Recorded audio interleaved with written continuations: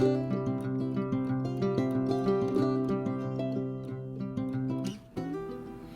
comes a time in all of our lives where we have to accept reality, adjust our feelings to the facts that life has changed, our life is about to change drastically, and we are almost powerless to prevent it from changing. And we have to raise the white flag and say, I surrender. And this is what we're going to be looking at today as we come to the final stage of handling, coping with grief and trauma and disaster, especially during a time like this as we are in a pandemic. Some ways that we can manage to survive and make it through the darkness back into the light. Stay tuned.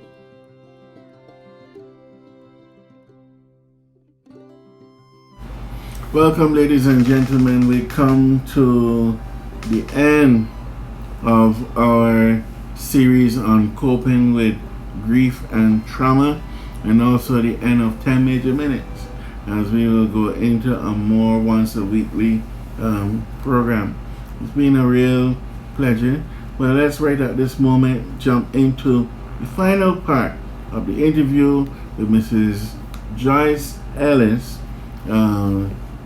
who is leading the team at the Welcome Resource Center here in Belize City, as she shares her personal thoughts on this topic and the idea of coping during times of stress, times of disaster. And we focus on acceptance. So then now, really and truly, we would want to come to this stage. It's very hard to get to it. Final one, this acceptance of whatever the thing is. Acceptance occurs when we pass that depression stage in itself, and we realize that, you know what, there is nothing we could do. And sometimes for people, the acceptance comes when a friend or another family member would pass away, and they realize that, you know what, we're only here for a time. This has to happen. In order to live, you have to die. That's how I look at it. That's how I tell them that, you know what, in order to live, you have to die. I think sometimes too, what helps you come to acceptance is when some other person go through a similar experience, and you could talk to them about it, guide them. You feel like a strength. I think it sometimes comes like a therapy for you too, to help you bring to the thing. For me, because I have dealt with a lot of persons at the center who had family members who passed away. We had participants that passed away that was close to us and close to other participants there at the center. So we had to go through that entire grieving process as a group. And so dealing with it at the center became much easier than dealing with it on a one-on-one basis. So like in groups there is strength. At the end of all of this, every stage keeps pointing me back to your faith, what you believe in, and how strong is your faith that it enables you to try to rise over the situation. And of course I preach, so I have to tell people about the hope that things can get better if we look and see that people in the Bible had difficult situations, but then they came through. Then we can say to them, it's possible for you also to overcome. Death is tough. I mean, even the COVID now, we don't have a cure. We don't have a vaccine, and we see people dying, but one hope is that we see people recovering.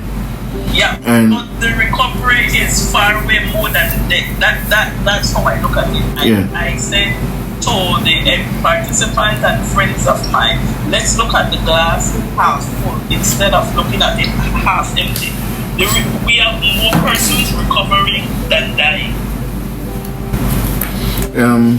This has been a good time of sharing together over these days. I want to thank you so much for taking the time to share with me. My camera is so small, but I have here in my hand my Mental Health Association and Wellness Resource Center shirt. We just had the telethon on the 10th of October, and there may be some of you. I have my shirt. Some shirts still available we still have shirts available, and we also have the package where you could get a shirt and a mask for $30.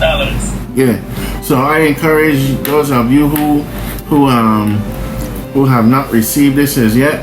When I was driving through Orange Walk and different parts of the northern part on that day, I noticed a whole lot of people were having different observances and signs were up. It was a great day for mental health, and we have citizens, and those of you who have made your pledge, I pray that you will honor it very quickly, because we have work to do in the mental health. We are still open to receive other pledges to Major. Right. And so I wanted to make sure that I put a plug for that because I'm on the board. I'm on the board for the Wellness Resource Center, so I have to make sure I do my part to promote the thing. I have my shirt, and I encourage those of you to get yours as well. It's very nice. I have my color. My color is dark blue, but they have white and... We have it in white, gray, black, and dark blue. And it would be worn throughout the entire month of October. Yeah. So it's not too late, my dear friends. It's not too late. Yeah. And let's try to see how we can take care of ourselves.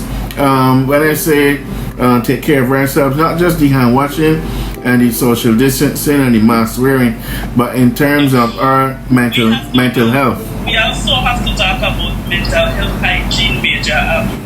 Just like how you cleanse the body, you need to cleanse the mind. So when you think about taking care of self, we're thinking about it holistically, because there is no health without mental health.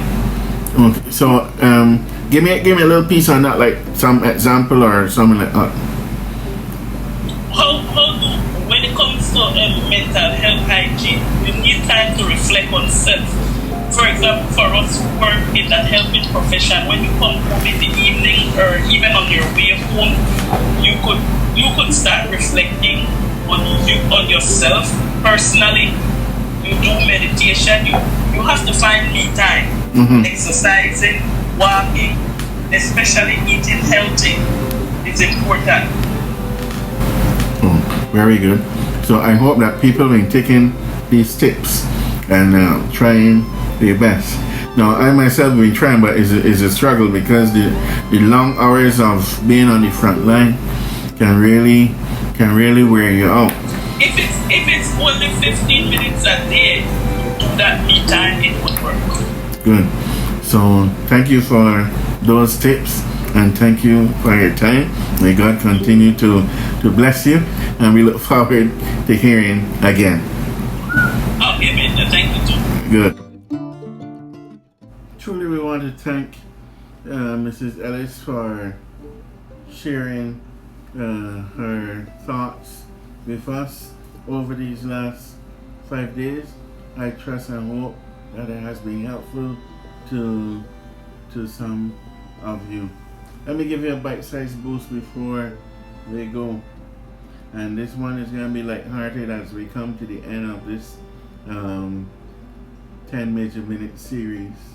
Charlie Chaplin says, a day without laughter is a day wasted. A day without laughter is a day wasted. Colin Hightower says, laughing at our own mistakes can lengthen our own life, but laughing at someone else's mistake can shorten our lives.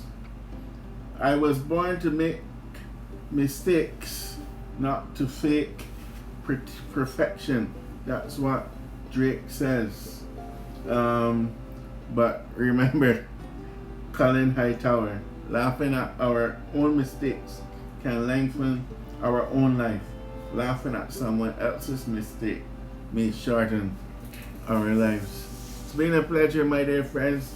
Looking forward to the new format as we just come out on Tuesdays from now on. So in the next couple of days, you'll see us putting up a weekly video on Tuesday evenings at 5:50 p.m. Tuesday evenings at 5:50 p.m. This is when we will post our weekly video coming right here from this channel. If you have not subscribed before, please hit the subscribe button below and join our channel so that you will know when we are uploading videos, and so that you can be encouraged and inspired and motivated as we go through these uncertain and challenging times. God bless you.